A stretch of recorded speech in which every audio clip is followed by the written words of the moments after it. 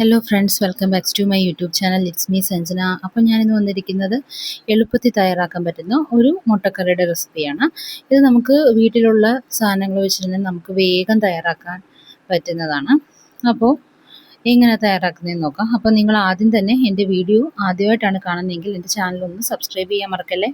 അപ്പോൾ നമുക്ക് എന്തൊക്കെയാണ് വേണ്ടതെന്ന് നോക്കാം. ഞാൻ ഇവിടെ ഇത്രയും സാധനങ്ങൾ എടുത്തിട്ടുണ്ട്. ഏകദേശം ഒരു 2-3 സവാള, പിന്നെ ഒരു മീഡിയം സൈസ് തക്കാളി ഞാനിവിടെ ചെറുതാണ് എടുത്തത്, പിന്നെ കുറച്ച് കറിവേപ്പില, ഇഞ്ചി വെളുത്തുള്ളി ചതച്ചത്, 4-5 പച്ചമുളക് അരിഞ്ഞത്, ഇത്രയും കൂടി ചേർത്തിട്ടാണ് നമ്മളിത് തയ്യാറാക്കാൻ പോകുന്നത്. അതിനായിട്ട് നമ്മളൊരു ഇരുമ്പ് ചീനിച്ചട്ടി അടുപ്പിൽ വെക്കുക. ചീനിച്ചട്ടി ചൂടായി കഴിയുമ്പോഴത്തേക്കും ഞാൻ ഇതിലേക്ക് കുറച്ച് വെളിച്ചെണ്ണ ഒഴിച്ചു കൊടുക്കുന്നുണ്ട്. വെളിച്ചെണ്ണ ഒന്ന് ചൂടാകുന്നിടം വരെ നമുക്കൊന്ന് വെയിറ്റ് ചെയ്യാം.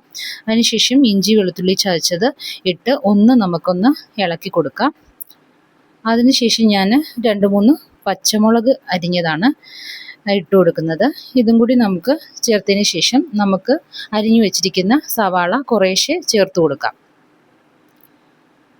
ഇത് ഏകദേശം ഒരു 2-3 സവാള അരിഞ്ഞതാണ്, ചെറിയ മീഡിയം സൈസ് സവാള. ഇത് നമുക്കൊന്ന് വഴറ്റിയെടുക്കണം. സവാളയൊക്കെ നന്നായിട്ട് വഴണ്ട് വരണം. ഈ സമയത്ത് ഞാൻ കുറച്ച് ഉപ്പ് ചേർത്ത് കൊടുക്കുന്നുണ്ട്. ഉപ്പ് ചേർത്താൽ പെട്ടെന്ന് സവാളയൊക്കെ വഴണ്ട് കിട്ടും. എല്ലാവർക്കും അറിയാവുന്നതാണ്, എന്നാലും ഒന്ന് പറഞ്ഞു എന്നേ ഉള്ളൂ. നമുക്ക് നന്നായിട്ടൊന്ന് വാട്ടിയെടുക്കണം. സവാള നന്നായിട്ട് വഴണ്ട് വന്നാലേ നമ്മുടെ മുട്ടക്കറിക്കൊക്കെ നല്ലൊരു ടേസ്റ്റ് കിട്ടത്തുള്ളൂ. അതുകൊണ്ടാണ് നമ്മൾ സവാള മാക്സിമം നന്നായിട്ട് സോഫ്റ്റായിട്ട് വഴറ്റിയെടുക്കണമെന്ന് പറയുന്നത്. കുറച്ച് പച്ചമുളകും കൂടി ഇട്ട് കൊടുക്കാം. നന്നായിട്ടൊന്ന് വഴറ്റാം.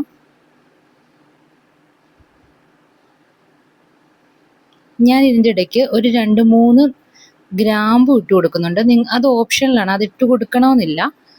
അപ്പം നിങ്ങൾക്ക് വേണ്ടെങ്കിൽ അത് സ്കിപ്പ് ചെയ്യാം.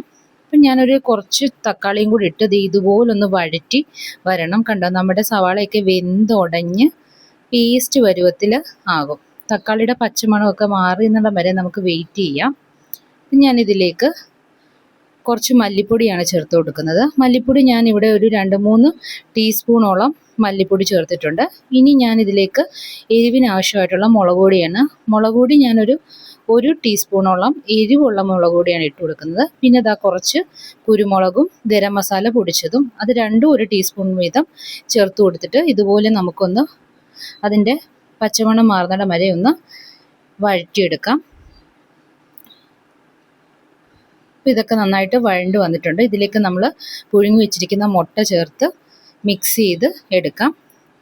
നിങ്ങൾക്ക് ഇത് ഈ പരുവത്തിൽ തന്നെ ചപ്പാത്തിക്കോ അപ്പത്തിനോ ഒക്കെ എഗ് റോസ്റ്റ് പോലെ ഈ പരുവത്തിൽ തന്നെ നിങ്ങൾക്ക് കഴിക്കാൻ പറ്റും. പക്ഷെ ഞാനിവിടെ മുട്ടക്കറിയായിട്ടാണ് ഉണ്ടാക്കുന്നത്.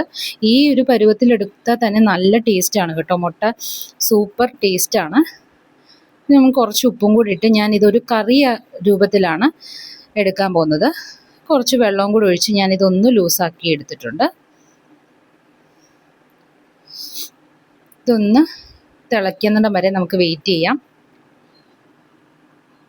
അപ്പം നമ്മുടെ മുട്ടക്കറിയൊക്കെ തിളച്ച് വരുന്ന പരുവത്തിന് ഞാൻ ഒരു തണ്ട് കറിവേപ്പിലയും കൂടി ചേർത്ത് കൊടുക്കുന്നുണ്ട്. കണ്ടോ, നമ്മുടെ കറിയൊക്കെ നന്നായിട്ട് വറ്റി എണ്ണയൊക്കെ തെളിഞ്ഞ് പാകത്തിനായിട്ടുണ്ട്. അപ്പോൾ ഇത് നിങ്ങൾ എന്താണെങ്കിലും ഒന്ന് ട്രൈ ചെയ്ത് നോക്കണം.